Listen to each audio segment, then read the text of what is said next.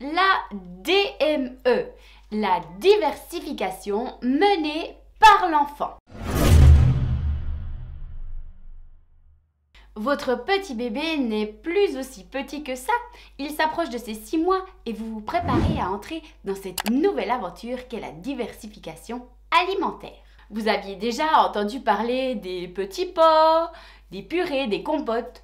Vous avez peut-être même déjà commencé à lui en donner, mais vous avez entendu parler de la DME.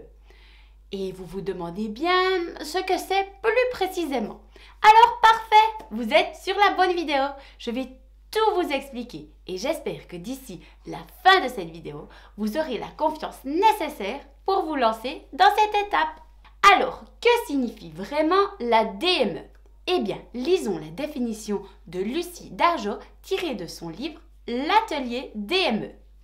C'est le fait de donner à l'enfant les clés de sa propre diversification alimentaire, lui laisser la chance d'être autonome dans ses découvertes et l'encourager à explorer les aliments à son rythme et aux côtés de l'adulte. Traditionnellement, ce passage se fait par les purées et les compotes, mais pour la DME, on va directement introduire l'aliment en morceaux. Et là, vous vous dites, ok, c'est chouette tout ça, mais y a-t-il vraiment des avantages? Et surtout, si oui, quels sont-ils? Eh bien, le bébé découvre les aliments avec ses 5 sens. Il peut explorer la texture, l'odeur, la forme, la couleur et le goût de chaque aliment.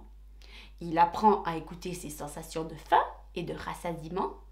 Il développe sa coordination ainsi que sa motricité fine. Et tout le monde mange en même temps. Bébé est autonome plus rapidement également. Tout cela permet de donner à bébé les bons repères pour une alimentation future sereine et plaisante. Donc oui, les avantages sont nombreux.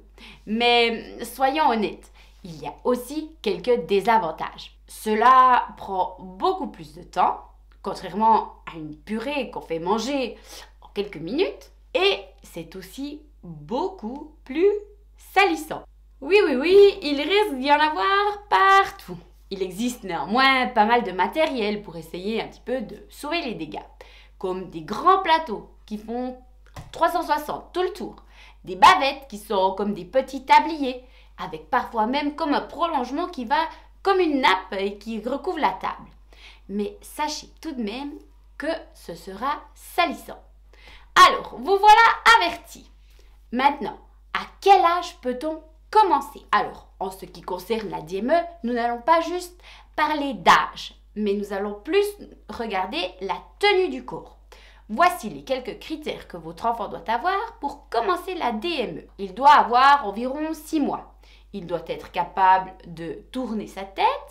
Il doit pouvoir agripper des objets. Et il doit pouvoir se tenir avec le dos bien droit. Alors attention, il ne doit pas savoir se tenir assis seul sans support. S'il est mis dans une chaise ou même sur vos genoux et qu'il arrive à se tenir bien droit, c'est bon. Mais il faut parfois attendre plus de 6 mois pour que votre bébé réponde à tous ces critères. Et vous n'avez pas forcément envie d'attendre aussi longtemps pour commencer la diversification. Alors écoutez bien, il n'y a pas de problème à commencer avec une diversification traditionnelle ou classique, c'est-à-dire purée, compote, avant d'introduire la DME. Vous pouvez faire des 2 façons et vous pouvez même continuer et alterner les purées mixées aux aliments en morceaux. La DME et les purées sont compatibles. Comment faire ces morceaux et à quoi ressemblent-ils? Donc, il y a différentes règles à respecter pour assurer la sécurité de votre enfant. D'ailleurs, je vous ai préparé ici une vidéo dans laquelle je vous donne 5 super aliments, super pratiques, pleins de nutriments pour commencer la DME en toute sérénité. Mais revenons à nos moutons et au principe de base pour présenter un aliment en morceaux à notre bébé. Pour commencer, l'aliment doit avoir une texture fondante. C'est-à-dire que vous-même, en tant qu'adulte, vous arrivez à l'écraser, donc l'aliment, entre votre langue et votre palais. L'aliment peut aussi avoir une texture croustifondante, c'est-à-dire qui est croustillante comme ça, mais qui fond directement lorsqu'il est mis en bouche. Si l'aliment cru a déjà cette texture, comme une banane, une poire bien mûre, vous pouvez les proposer crus. Sinon, il faut les faire cuire jusqu'à ce qu'ils atteignent cette texture fondante, comme par exemple la patate douce, la pomme ou la carotte. En ce qui concerne sa taille, vous pouvez vous repérer en lui proposant, par exemple pour les aliments plutôt ronds, vous pouvez vous repérer à la taille de son poing, le poing du bébé.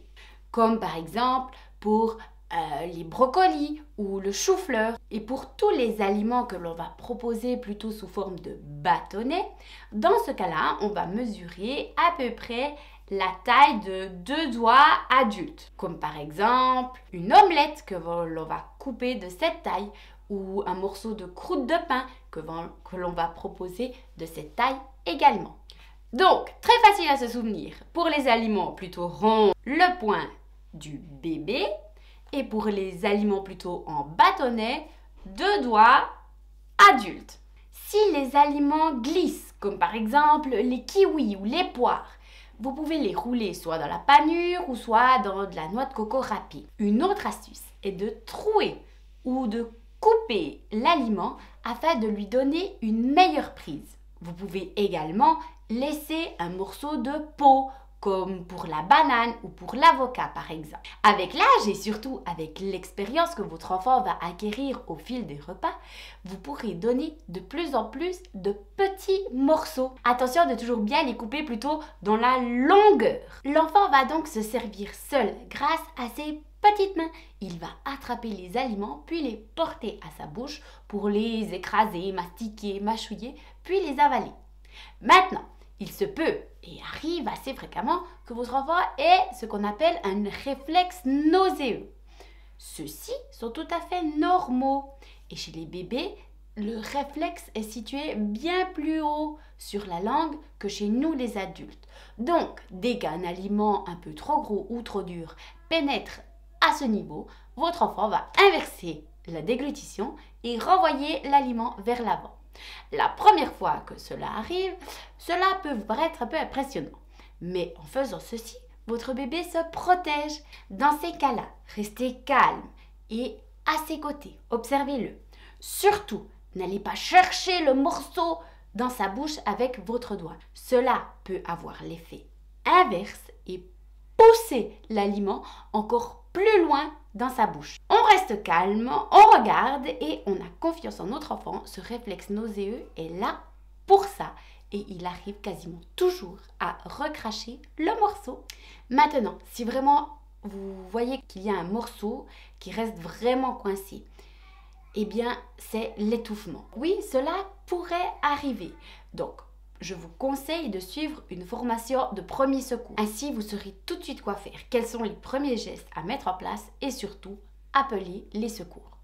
Rappelons aussi que cela ne vous servira pas que pour la DME, mais pour tous les risques du quotidien s'il avale de petits objets ou de petits jouets. Comment bien reconnaître la différence entre un étouffement et un simple réflexe nauséeux? C'est tout simplement que lors de l'étouffement, il n'y a plus d'air et plus de sons qui ne peuvent passer.